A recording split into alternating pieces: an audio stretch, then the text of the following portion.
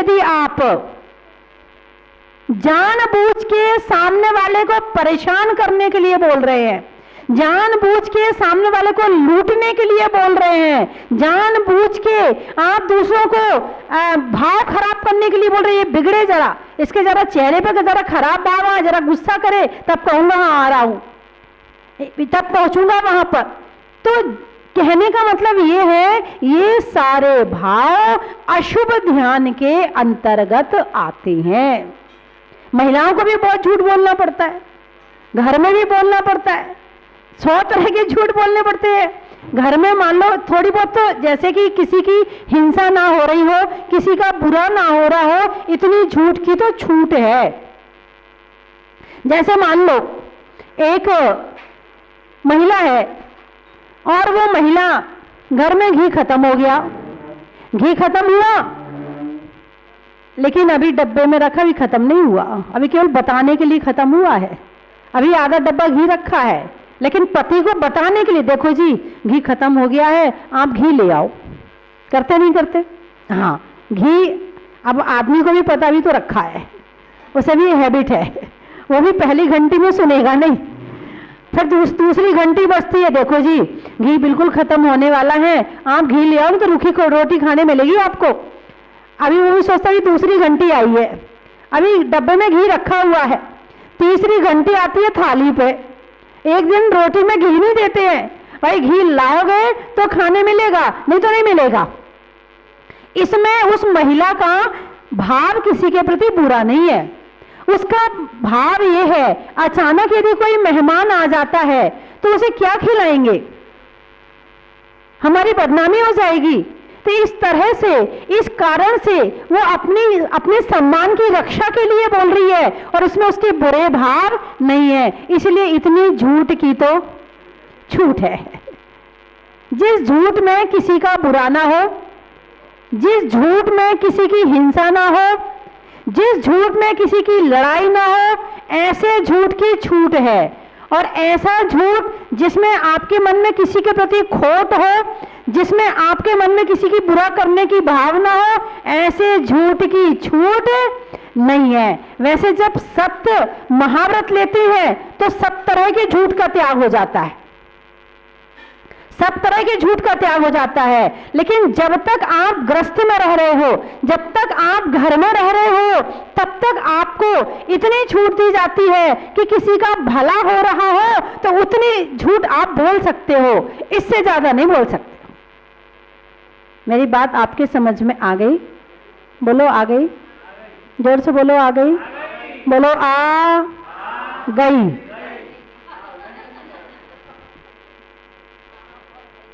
बंधुओं, आई और गई हमें ऐसी समझ में आती है, आई और गई। यदि आई आई समझ में आ जाए ना तो अभी तक तो मामला ही उल्टा हो जाए। बंधुओं, ये झूठ इतना बोलो जिसमें तुम्हारा बुरा ना हो जाए, जिसमें तुम नरक में ना चले जाओ। ग्रस्त में रहते हो, भला करने के लिए कई बार बोलना पड़ता है, लड़ाई बचाने के लिए बोलना पड़ता है।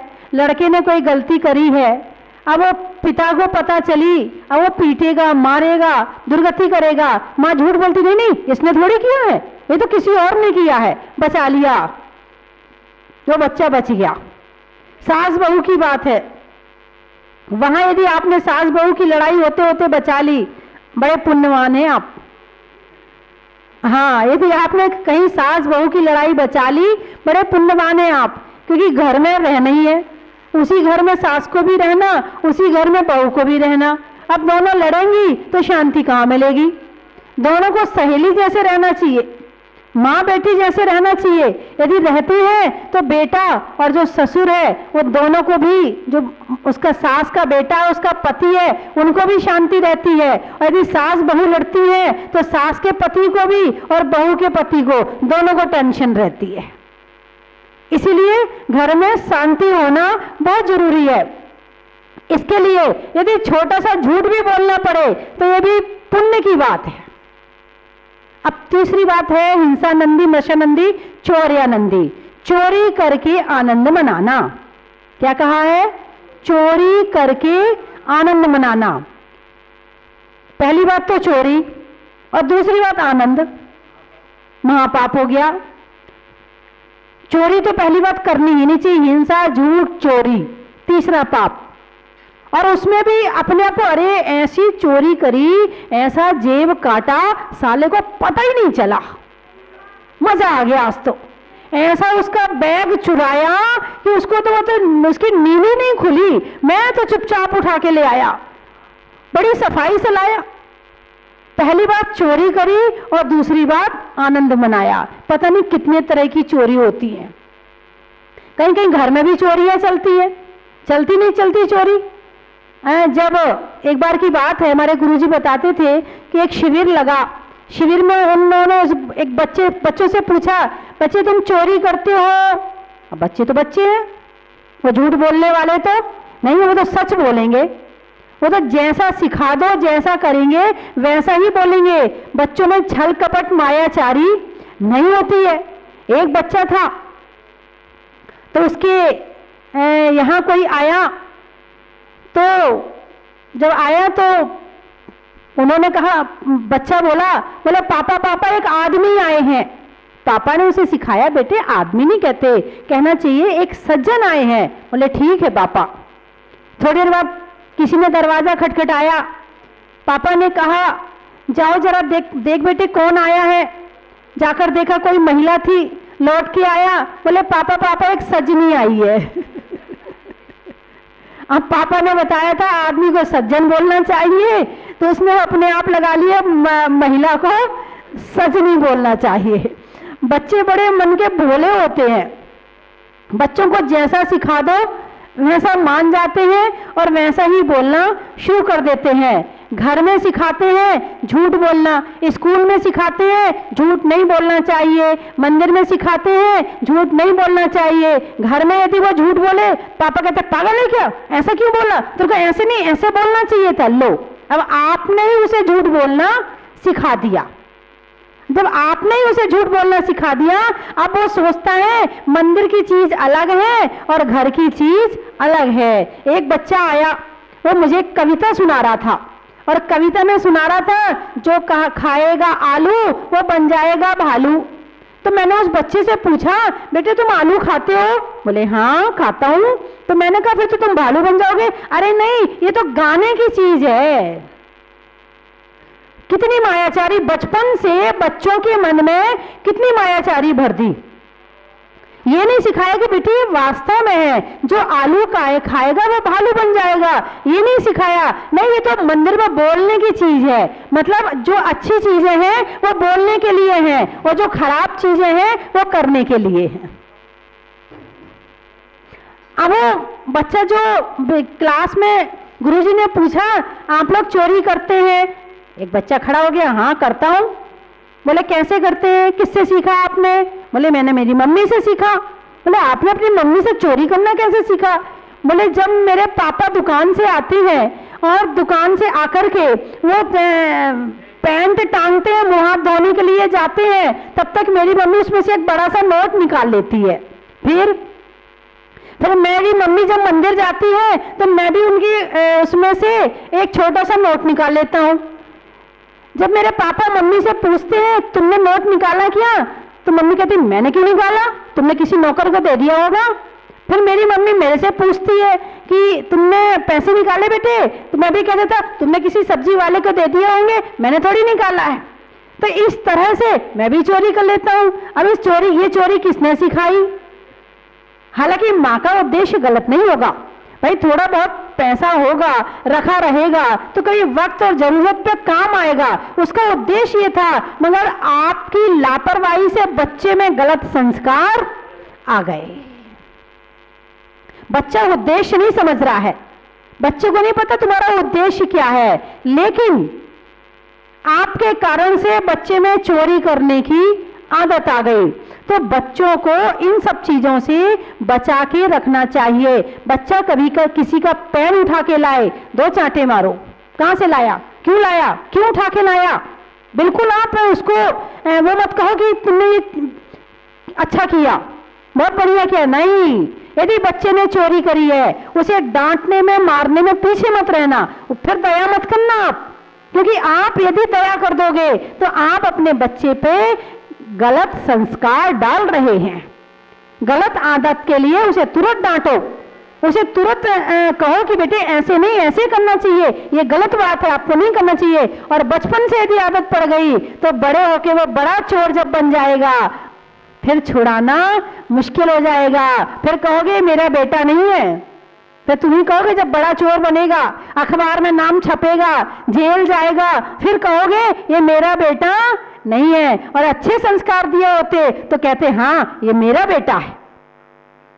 तो बंधुओं, अपने जीवन में पाप करके आनंद मनाना ये नरक का कारण है, इसलिए ऐसे काम नहीं करना चाहिए। बोलिए 24वें भगवान की। धर्म स्नेही बंधुओं, रौद्र ध्यान में तो 4 भेद किए हैं, हिंसानंदी, मृषानंदी, चौर्यानंदी, चौथा है परिग्रहानंदी। परिग्रह इकट्ठा करके आनंद मनाना, ये तो समझ में आता है कि हिंसा करके आनंद नहीं मनाना चाहिए और छोड़ भी सकते हैं।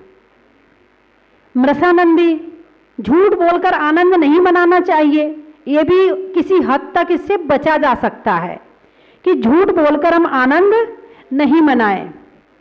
तीसरा है चौर्यानंदी, चलो चोरी करके भी आनंद ना मनाएं, इसमें भी हम मान सकते कि भाई ये भी नहीं करना चाहिए, मगर परिग्रह इकट्ठा करें और आनंद ना मनाएं बड़ा मुश्किल है। परिग्रह इकट्ठा करने का आनंद आने के पहले मनाना शुरू कर देते हैं। जब दुकान खोलते हैं आनंद आता नहीं आता? दुकान खोल रहे हैं, 100 जनों को बताएंगे, आनंद यहीं से शुरू हो गया। और उद्घाटन कैसे करते हैं? बड़े जोर शोर से उद्घाटन करते हैं ताकि परिग्रह अच्छे से आए, यहां से आनंद शुरू हो गया। इसके बाद जब दुकान चलती है, ग्राहक आते हैं और तुम्हारा टिफिन भी रखा हो तो भूख लगती है क्या? नहीं लगती है। और जब शाम को ताला बंद करते हैं दुकान का तो उस दिन बड़ा मन प्रसन्न रहता है, बड़ा आनंदित रहता है। ताला बंद करते हुए, गाना गाते हुए बंद होता है ताला, बड़ा मन प्रसन्न, आज तो खूब दुकान चली, आज तो मजा आ गया। और जिस दिन दुकान ना चले उस दिन ताला बंद करेंगे तो इतनी जोर जोर से करेंगे कि ताला ही टूट जाए। जब चल के आएंगे तो ऐसे आएंगे, पांव पटक पटक के चलेंगे कि वो सड़क ही टूट जाए। और घर पहुंचोगे तो घर का दरवाजा ऐसे बजाओगे कि अभी दरवाजा तोड़ दो। और जिस दिन यदि दुकान अच्छे से चले, जेब गर्म हो, पूरी दुकान पूरे दिन बढ़िया आपकी ग्राहकी रही हो, उस दिन चलोगे तो लहरा के चलोगे। घर जाके कुंडी बजाओगे, बड़े प्यार से बजाओगे, सबसे मुस्कुरा के बात करोगे। परिग्रहानंदी, यानी कि हम परिग्रह इकट्ठा करके आनंद ना मनाएं, इतनी मुश्किल से बात लगती है, बहुत मुश्किल। जबकि ये परिग्रहानंदी होना भी नरक का कारण है।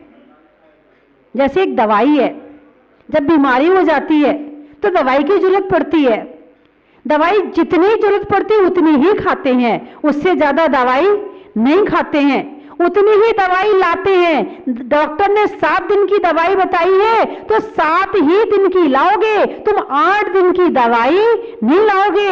ऐसे ही जीवन जीने के लिए ये परिग्रह एक दवाई के समान है।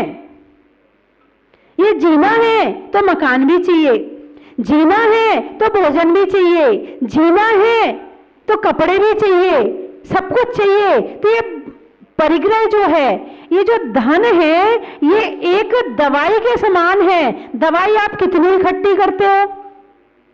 जितनी जरूरत है उतनी, या उससे 100 गुना ज्यादा? बोलो, जरूरत से भी ज्यादा दवाई तो उतनी रहेगी। और परिग्रह जितना आ जाए, ला ला ला ला ला ला ला ला ला है। यानी कि कहने का मतलब ये है, यदि आपको कोई जिनवाणी गिफ्ट करे, कितनी खुशी होगी?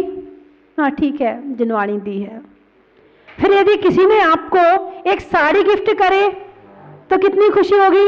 हाँ देखो, चेहरे पे खुशी आ गई, अभी आ गई, अभी साड़ी मिली नहीं है और चेहरे पे प्रसन्नता कितनी जोर की आ गई है।